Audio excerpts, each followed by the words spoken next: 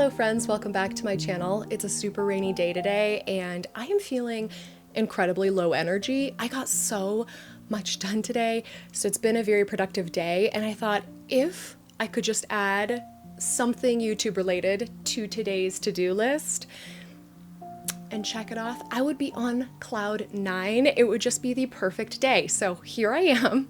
Because it is rainy and cold, like legitimately it's starting to get cold here, which is kind of crazy, I decided to bust out my cute, I cannot seem to rotate my wrist in a conducive fashion without sacrificing my microphone. Hang on. Even though you already received a close-up in B-roll, I have to give you another because how absolutely cute is this mug? I have a black cat, as you know. There's a black cat in Project Godspell.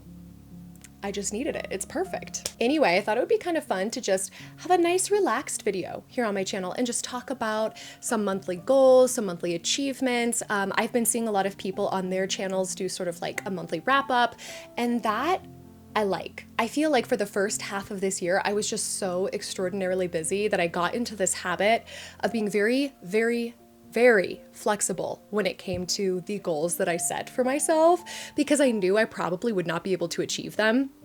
And so unfortunately, this has led to me now not really having a very good goal setting system. It's sort of just very pie in the sky. Like, I would love to get this done.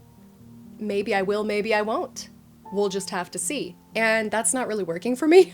I'm definitely the kind of person who benefits from having structure. And I don't even mean normal structure, I mean like militant structure. I've noticed that my most productive and successful eras of my life are the eras where I keep myself busy. I'm riding that line, right on the cusp of burnout. I don't go all the way, but I'm right there.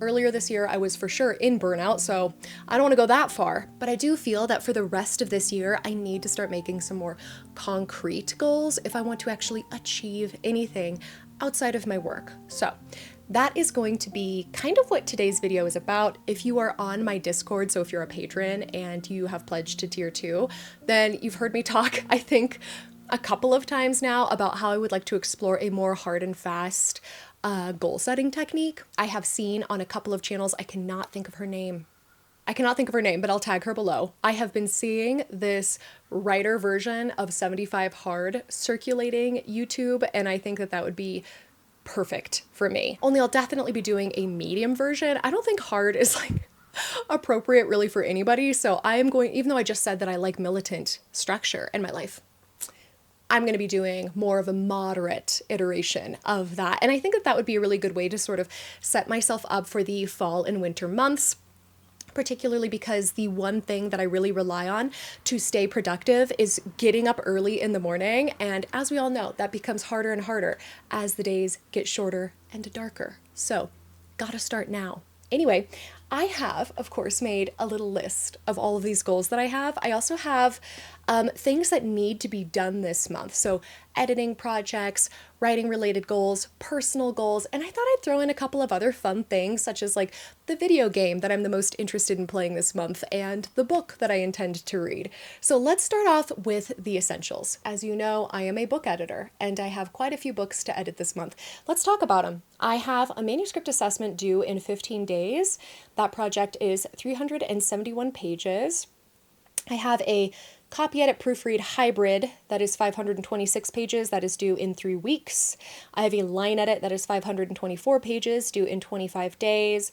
And I have a hybrid copy edit developmental edit that is 207 pages and it is due at the end of the month. I have actually already started that one, so I'm like well over halfway through that one. Anyway. So I clearly have my work cut out for me because 2 projects are over 500 pages. One is nearly 400 pages. And that's a lot to do. However, thankfully, the manuscript assessment is usually, that's like one of my favorite services to provide because I read through the manuscript usually twice and then I write a report so there aren't any track changes or in-document adjustments that I need to be making. I don't have to write an edit letter necessarily, but it will be sort of like a shorter edit letter. But I do love a manuscript assessment because it's such a great way to get started with the whole editing process. I usually provide a diagnostic along the lines of like what I would suggest best you do in terms of your next round of editing, what the manuscript really demands, and it can be a really orienting service in this very confusing morass of editing passes. Editing can be very confusing and overwhelming to get into. Anyway, I don't know why I went off on that tangent. To break that down a little bit for you, this is 70 pages of editing a day that I need to be doing. Yeah. Sometimes I edit 3 pages an hour. Sometimes I edit 10 pages an hour.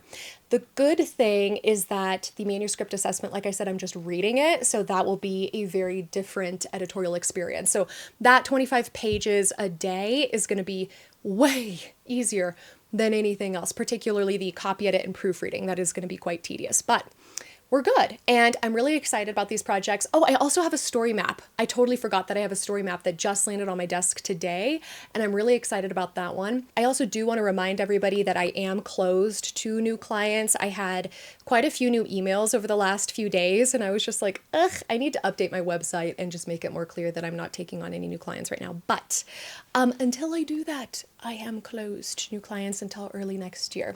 But all of this is just to say, I've got a lot of work to do. I'm going to have to remain balanced. And I think that I have made some relatively appropriate, realistic, and wise writing related goals because I'm not expecting that I'm going to be able to get a lot of my own writing done this month, unfortunately. So let's see what we've got for that. As a little refresher, for those of you who are new here, I'm Anna. I'm obviously a book editor, as I just talked all about that. I currently have one book published and I'm working on final drafting its sequel. And then I also have a brand new fantasy series that I'm working on. So I am working on the first draft of the first book in that series. That book is called Project Godspell. The goal for September is to write 3 chapters. I feel like this is a realistic measure for me. A lot of people would look at that goal and be like, I can do that in a week. And you probably can. But I am constantly working on books. I think that that is just something people truly underestimate about being a book editor, because usually as a developmental editor, I am also writing for a lot of my clients and providing placeholders and examples and that sort of a thing. So when I'm done with work, I do not often have the mental or emotional bandwidth to then return to my computer and do some more writing. It's very unfortunate, but it's just the way that things are. As far as Project Europa, I'm starting to call A Dark Sky Opens Project Europa just because I like the sound of it. Project Godspell, Project Europa, it's just easier, I think, and it's a little bit less confusing because then people are like, why are you calling it Project Godspell and then A Dark Sky Opens? Obviously one has an official title and the other doesn't, but you know, whatever. Anyway, I need to cut my bangs pretty badly, don't I? Yes, we do, Anna. Woo. They're like stabbing me in the cornea. Okay, so as far as Project Europa is concerned, I would like to finish my read through. Let me show you this book if you have not yet seen it. Here's the manuscript. This is double-sided. This is a very large book and it's not fully done yet, but I'm on page 356 of this read through. I very much shocked myself the other night by staying up late rereading this book. I completely forgot about half of the things that I've written in. And I think that that's a really good sign. I think it's a good sign that I was like, wait a minute, this is good. Every chapter is quite well paced. Everything is ending on kind of a cliffhanger. It's pulling the reader organically through the story. And what I love the most is I've been able to have a more objective stance on the book because I ended up taking, I think, 4 months off of it, where I just let it rest. I didn't look at it, didn't think about it, definitely didn't read it. So, and what that does is it helps me look at the book realistically. And so I've been able to truly discern that, for example, the order of the POV characters is flowing. There's nothing worse than the multi-POV narrative where it's like you get a POV that comes around that you're just dreading, like you don't care about it and you just want to skip past it to get to the other characters. And I do not want to write a book like that. So I feel like I've done a relatively good job here, but I have about, how many pages are here? I've got another 200 pages to read before I'm fully caught up on this draft. And then after that, I think I'll be prepared to actually start writing those final chapters again, which is really exciting. Project Godspell is going quite well, so I would love to get more than 3 chapters. But again, I'm trying to play it a little bit conservatively because I have so much. Think about how much editing I just told you I have. Then I want to reread one of my own books. And then while we're talking about reading, I really want to get back into a place where I'm reading recreationally again, which is like hilarious to say because all I do is some variation of reading and writing. But I started reading Starling House. This is so good. This writing style, beautiful. So when you think of a good author voice, what you're really thinking about is their signature style. That's what I like to call it, at least, because it's not really the author's voice. The author should never write a book with their voice unless they are writing a memoir. So if you're not writing a memoir, which I think most of us are writing fiction, and you're writing through the lens of another character, then you're going to need to make sure that you adapt your own voice to reflect that character's voice over your own. This is like particularly true for first person. If you're writing in third person limited, there is a little more flexibility with this because even though you're dipping into deep third and you're still reflecting that character voice, it is a third person narration. So it is not the character who is narrating the story. If you're writing in third person omniscient subjective, then you really can imbue a certain voice to the narrator, but you have to remember the narrator in that case is an actual character. So think of The Book Thief and Death. All of this is just to say, I am the kind of reader who will pretty much read a book for signature style over anything. So if I find an author who writes in a way that I really like, I'll read everything that they've written. And I can tell that that's going to be the case with this author because she writes in a way that is just so beautiful. And I love her prose. I love her comparisons. I love the way that she looks at things. I've been lapping it up, but I only have barely gotten into this book so far. Can you even see this? Hello, there we go. I have basically just started the book. So to say that I want to read the rest of it by the end of the month is going to be something of a tall order, but we'll see if that is possible. I think that would be a great goal. What else do we have in store for September? Looks like I would like to get ambitiously 2 vlogs out. I highly doubt that that's going to happen. I would love to do something along the lines of like a cozy autumn vlog, but it's not even really that autumnal yet. Like it's rainy and it's getting a little bit chilly, but I'm wearing real wool right now and I am sweating. This was not a good choice, especially with the hot tea. It's fine. But I would love to get another 2 vlogs out and I would love to get a Patreon exclusive video of some kind out. I think that that would be really fun. I have something planned. I refuse to mention it until it's actually ready. But yes, that is on the list. I did delete my Instagram. Well, it's not fully deleted yet. Because apparently you can only try to delete or deactivate your account so many times and then Meta won't allow you to for a while, which is completely insane. But I had changed the original handle of my Instagram to Anna Vera Books with 2 S's to free up the handle so that I could start another one with the same handle. And I attempted to deactivate it. Well, Anna Vera Books was not becoming available after the 2-week time frame that they had quoted me. And so I was like, what is going on? So I signed back in, basically undeactivated that account to see if I could switch it back to Anna Vera Books. I couldn't. And then when I tried to deactivate it again, it wouldn't let me, which is so annoying. But anyway, I have been in the mood for like a fresh start online. I talk a lot more about this on Patreon. I think I'm going to probably keep that conversation there. But yeah, that account has been over 10 years in the making. And I just have this feeling that it's followed predominantly by inactive accounts or bots. The engagement there has been shit for a very long time. And I just want a fresh start. I don't know. I just feel like I've been using that account too as like a personal account more so than my author account. And it's just kind of time to maybe start anew. However, that is incredibly daunting. I know the amount of followers that I have on that account are largely vanity followers at this point just because of the lack of engagement that I get. But it is very scary, I'm not going to lie, to go back to goose egg. Just because there's a level of reputability, I think, that comes along with having a reader show up to your Instagram account, for example, and see that you have a little over 2,000 followers instead of, 25. That's where I'm at now. It's a lot. It's a little bit intimidating. But that is a goal of mine, is to get a little more active on Instagram and to kind of treat it more like I used to back in the day when I really enjoyed it, because it is a platform that I used to really, really enjoy. And now that I have people who are following me that I know are active, people who are my friends who I'm following back, it already is a completely different experience. So I'm feeling good about it. I think it's going to be a little scary, but I am feeling good about it. Oh, and I do have a new vlog idea that is not just cozy autumnal vlog.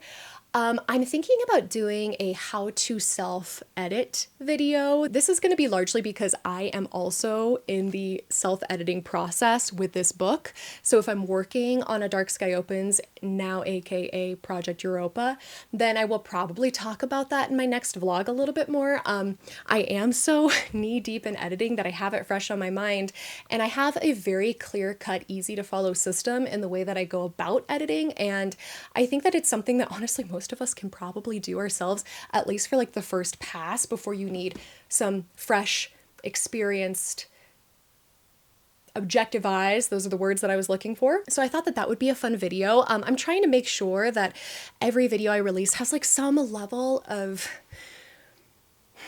information or value. I don't know. What else is there to talk about? Oh yeah, favorite video games. So I have been way into Helldivers 2 recently. I love Helldivers 1. I'm notorious for calling down my mech suit and like stampeding over all of my teammates in Helldivers 1, which is just so fun and completely iconic. But I love Helldivers 2 as well, and they released this new update recently where you dive into these caves, and if you know anything about the game, you have to call things down with like certain codes from your spaceship, and if you're in a cave, you obviously can't do that. So without the aerial support, it's like a whole different environment. It's very stressful and very hilarious. And I have definitely been enjoying that game. And it's nice to have an outlet that is completely different from writing, but it's still behind a computer. I spend an astronomical amount of time here at this desk. I'm not even gonna lie. Okay, so let's talk a little bit about my new goal setting system. So if you're in my Discord, then you know every Monday we set our goals and we like to get accountability from the group. And this has been such a great part of my life. Just incorporating that very easy habit of every Monday I report my goals, I put them all at the forefront of my mind, has been great. However, I do need something that's going to be a little more daily, so I have put together a little, what is this even called? I don't know. A little grid. A bullet journal? What the fuck is this? I can't remember. Anyway. And so what I've decided to do is instead of immediately commit to a 75 hard or something along those lines, I would like to give myself a little bit of a trial run. And I think that that will be a better idea for me, at least for now. My camera died and I forgot my microphone. Okay, anyway, I would love to get back into hot yoga. I used to be a very active person. I was in good physical condition, and now I can tell that my cardiovascular health is going down. I am huffing and puffing if I even so much as try to jog like down the street. So basically I need to get back into that. And I say hot yoga just because it's my favorite. If you ever want to get physically fit, I'm very passionate about doing something that you actually enjoy. I don't think that forcing yourself to exercise in a way you don't enjoy is ever gonna last. And for me, hot yoga has just been like an absolute game changer in that way because I love it. And it's so good for me. Mentally, my studio basically forces you to meditate afterward, which I love. And so anyway, I'd love to get back into hot yoga. What else do we have? I'm going to wrap this up because I've just been yabbering. Oh, that's another thing. I would like to have days where I don't spend a dime. That is really hard to do. I feel like if you step out of your house, $100 just vanishes. No matter what you're doing, if you want to get gas, you go to Target, God forbid, you're going to be spending a lot more money than if you just stay home. So I unfortunately would love to start tracking that just to like for my own edification, not necessarily to rein myself in as much as it's just for my self-edification. Like I said, the last thing on this list is content. I need probably to kick it up a little bit. Content creation is such where I don't have, well, I do have a book. I do have a book out there that I could market, but I'm not really pushing it. You know what I mean? I have completely redefined what it means to market your book based off of a few of my friends who have recently had a lot of success with their self-published books. I'm looking at you. Just self-published a book earlier this year, already got an agent for it, is already out on sub with it. So that is incredibly awesome. And she basically really taught me the difference between what I have been doing and what it really means to market a book. Turned Turns out I've never marketed my book correctly. I thought I was marketing, but really I was just posting a picture on Instagram and saying, you guys should read this. So I think getting some content going, this is mostly because I just want to make my new Instagram come to life a little bit, just so I don't look like a bot or something. And I don't know, just get back into the rhythm of posting and connecting with the community. I think that's the best part about social media, is just genuinely getting a chance to connect with people you otherwise would never cross paths with. So content on a near daily basis would be awesome, along with all of those other things which would just improve my health and well-being. But writing for 3+ hours a day, I think, is ultimately going to be the biggest goal that I have. I'm actually going to start tracking it. I finally got the forest app. I think it's so cute. And the way that my mind works, I'm very susceptible to that working for me, because I want the tree to grow and I want a full and complete forest. I don't want it to be sparse. Anyway, friends, I hope that you maybe enjoyed this video. I don't know if it is cool at all, but I think it's kind of fun. I do love to watch videos of other creators on YouTube when they post stuff like this, when they talk about their goals for the month, and then maybe they have a wrap up where they touch base later about the goals that they have achieved or the goals that they still have yet to achieve. It's inspiring. It's kind of nice. I'll often play them podcast style. I don't even have to watch them sometimes, but I thought that this would be kind of fun. So, do you have any special goals for September? If so, drop it in a comment down below and we can cheer each other on. And I think it'll be very fun to do so. Have an absolutely wonderful first part of September. I hope to be here relatively soon, and I will talk to you guys then. Bye.